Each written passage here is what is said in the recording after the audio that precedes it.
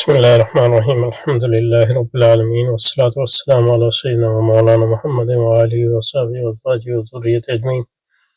اللهم ربنا أرنا الحق حقا وارزقنا اتباعه وأرنا الباطل باطلا وارزقنا اجتنابه. اللهم أرنا حقائق الأشياء كما هي ربنا زدنا علما وعملا وإخلاصا يا رب العالمين. وصلي وسلم على سيدنا ومولانا محمد وآله وصحبه وأزواجه وذريته أجمعين برحمتك يا أرحم الراحمين. اچھا جی، پچھلی بار موجود خارجی بات کی تھی، تو کہہ رہے ہیں موجود کی تین قسمیں، موجود خارجی، موجود ذہنی اور موجود نفس الامری۔ موجود خارجی میں اس کا دوسرا نام موجود عینی ہے، لیکن تصوراتی لحاظ سے جو ہے موجود خارجی اور موجود عینی لازمی نہیں ہے کہ موجود عینی اور موجود خارجی جو ہے یعنی یہ کہہ سکتے ہیں کہ ہر موجود عینی موجود خارجی ہے، لیکن ہر موجود خارجی ضروری نہیں کہ موجود عینی ہو۔ یہ اس پہ متعین ہے کہ آپ خارج میں کن چیزوں کے وجود کا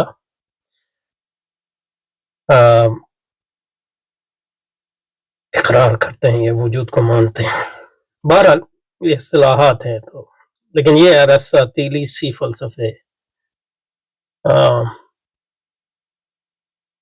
سے یہ اصطلاحات جو ہیں ارسطاطیلی سی فلسفے پر زیادہ صادق آتی ہیں۔ مثلا یہ کہ جیسے کہ پچھلے بار ہم نے کہا افلاطون کے ہاں جو ہے موجود عینی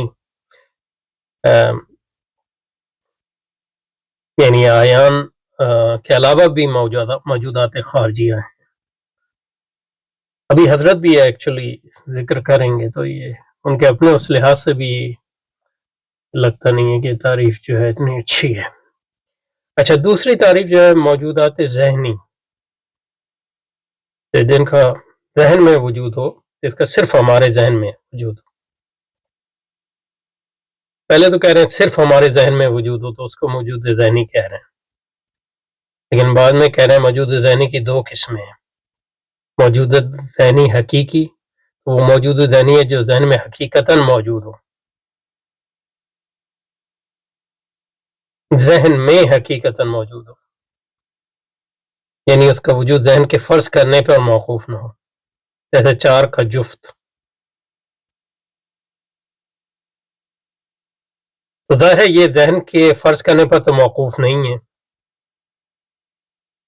کم از کم ہمیں ایسا لگتا ہے، کم از کم جتنا ہمارے ذہن کی ساخت ہے اس کے لحاظ سے اگر ہم دیکھیں۔ لیکن یہ آپ کس طرح کہہ سکتے ہیں کہ چار کا جفت جو ہے دو ہے، یہ ذہن میں حقیقتاً موجود ہے، یعنی ہمارے ذہن کے ہونے پہ موقوف نہیں ہے، لیکن یہ ذہن میں کس طرح موجود ہے، یہ یعنی جو کہہ رہے کہ یعنی ایک حقیقت ہے، تو یہ ایک حقیقت ہے کہ چار جو ہے، مثال یہی تھی، یہ کوئی بھی مثال ہو سکتی ہے، کیا مثال تھی، یعنی چار کا جفت ہونا، یعنی چار کو اب برابر، یعنی چار کو اگر دو میں تقسیم کریں گے تو یہ پوری طرح تقسیم ہو جاتا ہے، اسی کو دفت کہتے ہیں نا، جفت۔ اب یہ حقیقت ہے،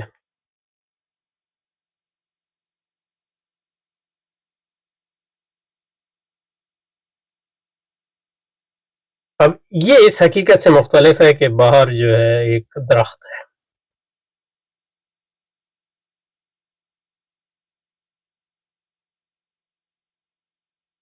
اب یہ دونوں حقائق ہیں، لیکن یہ حقیقت جو ہے خارجی حقیقت ہے، اور یہ عینی بھی ہے، کیونکہ مطلب یہ جسم ہے، مکان ہے، ایک متحیزات میں سے شامل ہے، حواس خمسہ سے اس کا علم حاصل ہوتا ہے۔ لیکن چار جو ہے اس کا عدد دو ہے یا چار جفت ہے، یہ ایک عقلی حقیقت ہے، آپ اس کو ذہنی حقیقت بھی کہہ سکتے ہیں، لیکن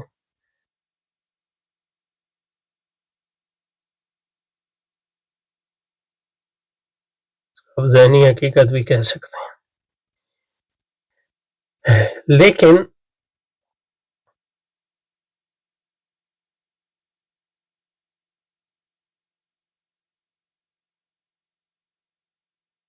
چار جو ہے جفت ہے، یہ چار کو اگر 2 سے تقسیم کریں تو یہ اس کا حاصل 2 ہے. یہ بھی ایک خارجی حقیقت ہے، یہ کہہ سکتے ہیں آپ ان معنوں میں کہ اس کا آپ کے ذہن سے اس کا کوئی تعلق نہیں ہے، یا آپ کے ذہن نے اس کو گھڑا نہیں، نہ اس کا آپ کے ذہن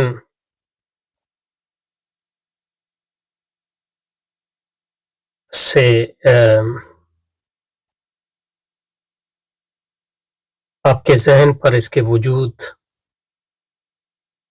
کا دار و مدار ہے.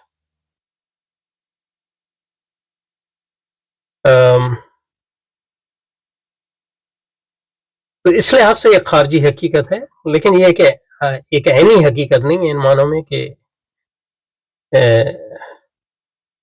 اس کا کوئی مکانی یا مکانی وجود نہیں ہے جیسے درخت کا مکانی. تو اس لحاظ سے کہہ سکتے ہیں، اور بہت سے فلسفیوں نے یہ کہا ہے کہ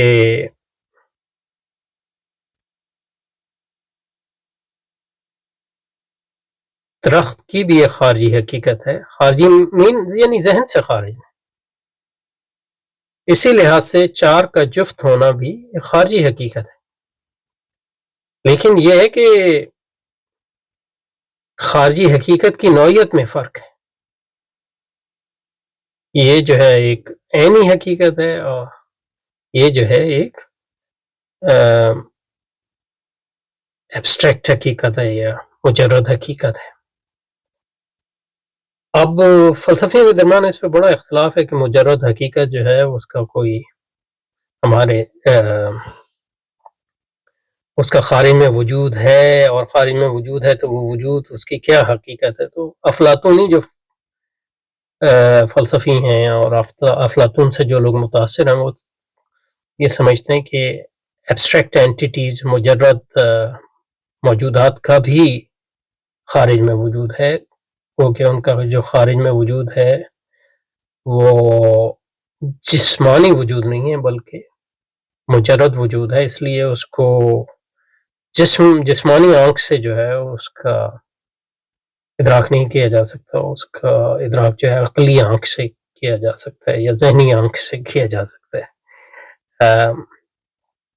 لیکن دوسرے فلسفی ہیں جو یہ کہتے ہیں کہ مجرد حقائق جو ہیں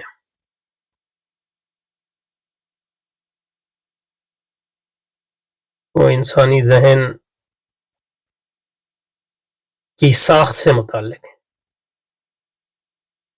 یہ ایک لیکن اس انسانی ذہن کی جب ساخت سے متعلق ہیں وہ یہ نہیں کہتے کہ اس کا یہ مطلب نہیں ہوتا کہ میرے ذہن سے متعلق ہے کہ میں جس طرح سوچوں، بلکہ عمومی انسانی ذہن کی ساخت اس طرح ہے کہ وہ اس کے علاوہ سوچ نہیں سکتا.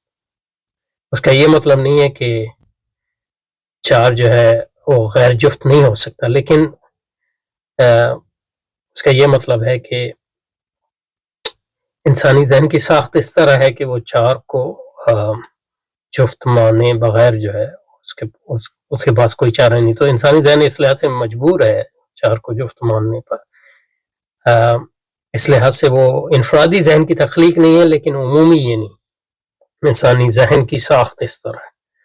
یہ دوسرا نظریہ ہے. اور بھی کئی نظریات ہیں. مطلب تیسرا نظریہ یہ ہے کہ اس کا انسانی ذہن سے کوئی تعلق نہیں ہے، اس کا جو ہے منطق سے تعلق ہے، اور منطق جو ہے وہ مفروضات کا مجموعہ ہے. اور مفروضات کا مجموعہ ان معنوں میں ہے کہ اب اگر آپ ایک مفروضے سے شروع کریں تو پھر آپ کو کئی اور دوسری چیزیں بھی ماننی پڑتی ہیں، لیکن اس کا مطلب یہ نہیں ہے کہ وہ دوسری چیزیں جو مانتے ہیں آپ وہ ضروری ہیں. وہ ضروری اس لیے ہے کہ آپ نے آغاز ایک مفروضے سے کیا، لیکن اگر اس مفروضے کو آپ رد کر دیں تو ان چیزوں کو ضروری ماننا جو ہے یعنی لازمی ماننا جو ہے وہ ضروری نہیں رہتا، وغیرہ وغیرہ. تو کہنے کا مقصد یہ ہے کہ جو حضرت نے یہاں تعریف کی ہے وہ یہ نہیں کہہ سکتے غلط ہے، لیکن یہ کہ لیکن یہ ہے کہ اتنی مطلب یہ ہے کہ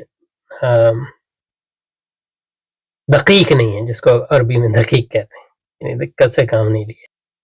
تو اب جو کہہ رہے ہیں موجود ذہنی، تو موجود ذہنی حقیقی ٹھیک ہے، پہلے سے چلیے موجود ذہنی وہ موجود ہے جس کا صرف ہمارے ذہن میں وجود ہے۔ اب یہاں کہہ رہے ہیں صرف، تو اس کے بعد جو ہے اس کا کوئی تک نہیں بنتا کہ موجود ذہنی حقیقی اور موجود ذہنی فرضی کی تعریف کریں۔ تو یہ اس لحاظ سے یہ جو صرف کا ہے وہ صحیح نہیں ہے۔ موجود ذہن حقیقی وہ موجود ذہنی ہے جو ذہن میں حقیقتاً موجود ہو، یعنی اس کا وجود جو ہے ذہن کے فرض کرنے پر موقوف نہ ہو۔ تو اگر وہ ذہن کے فرض کرنے پر موقوف نہ ہو تو وہ پھر ذہن میں کس طرح ہے؟ ان معنوں میں تو درخت بھی ذہن میں ہے، ذہن کا یعنی درخت کا تصور میرے ذہن میں ہے، حالانکہ درخت خارج میں ہے، تو ایک درخت جو خارج میں ہے اور اس کا تصور میرے ذہن میں ہے، تو انہی معنوں میں میرے جفت کا تصور میرے ذہن میں ہے، لیکن وہ میرے تصور پر تو موقوف نہیں ہے۔ اگر مجھے یہ علم ہی نہ ہو تب بھی مطلب چار کا جفت جو ہے وہ چار جو ہے جفت ہے، اس کو غیر جفت تو نہیں مانیں گے۔ اور موجود ذہن فردی وہ موجود ہے جس کو ذہن نے خلاف واقع فرض کر لیا۔ تو یہ انسان جو ہے ذہن خلاف واقع فرض بھی کر سکتا ہے اور خلاف واقع سمجھ بھی سکتا ہے، اسی سے غلطی ہو کا امکان پیدا ہوتا ہے۔ جیسے 5 کا جفت ہونا کہ اگر اس کو سوچ لیا جائے تو ذہن میں اس کا وجود ہو جائے، مگر وہ خلاف واقع ہوگی کیونکہ اس میں 5 دو برابر حصے میں تقسیم نہیں ہو سکتی۔ نہیں، اس میں مطلب 5 کی کیا بات ہے، یعنی میں فرض کر لوں، مطلب میں یعنی جس کو آپ کہتے ہیں سراب، مجھے لگے کہ درخت ہے وہاں،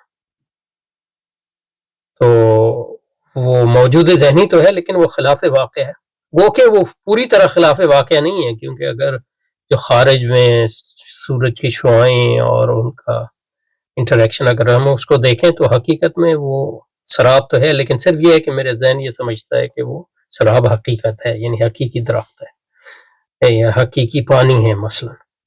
تو یہ تقسیم، اور اس کے علاوہ جو ہے اور بھی تقسیم ہے ذہن کی، مثلا یہ کہ جب آپ خارجی وجود کی بھی بات کرتے ہیں، اس لحاظ سے ان کو تعریف کرنی چاہیے۔ موجود ذہنی وہ موجود ہے جس کا ہمارے ذہن میں وجود ہے۔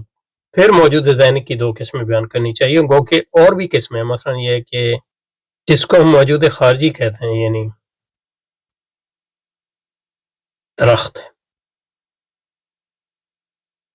درخت کا بھی ہمارے ذہن میں وجود ہے، اور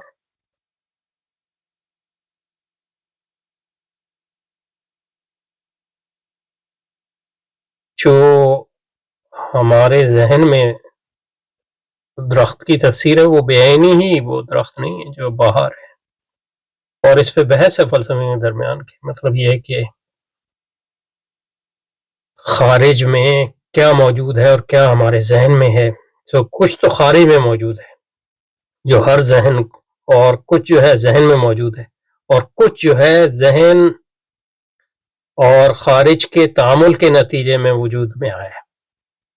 تو یہ تیسری چیز جو ہے جو ذہن اور خارج کے درمیان تعامل کے ذریعے موجود آیا ہے، اس کا ذہنی وجود بھی ہے، خارجی وجود بھی ہے، لیکن محض ذہنی وجود نہیں ہے اور محض خارجی وجود نہیں ہے، کیونکہ وہ تعامل کے نتیجے میں وجود آیا ہے۔ تو اگر وہ تعامل کے نتیجے میں وجود میں آیا تو ان دونوں کا وجود اس کے لیے ضروری ہے، تو ان میں سے ایک چیز بھی نہیں ہوگی تو اس کا وجود نہیں ہوگا وغیرہ۔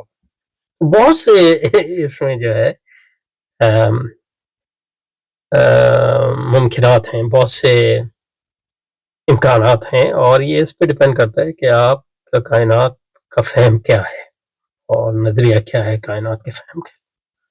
اچھا جی، یہاں رکتے ہیں، پھر اس کو جاری رکھیں گے۔ سبحانک اللہم و بحمدک، نشہد ان لا الہ الا انت، نستغفرک و نتوب الیک، وسلم علی سیدنا و مولانا محمد وعلى آله وأصحابه وأزواجه وذريته أجمعين. اللهم انصر أولياءك في غزة، اللهم فرج عن عبادك في غزة وفي مشارق الأرض ومغاربها، اللهم انتقم من الذين يقتلون الأبرياء والأطفال والنساء في غزة. اللهم دمر ديارهم، اللهم خرب بيوتهم، اللهم زلزل أقدامهم وانزل بهم بأسك الذي لا ترده عن القوم المجرمين.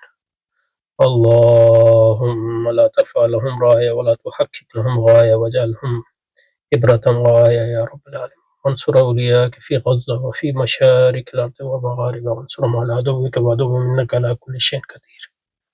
صلى الله تعالى على خير خلقه محمد وآله وصحبه وزواجه وذريته أجمعين برحمتك.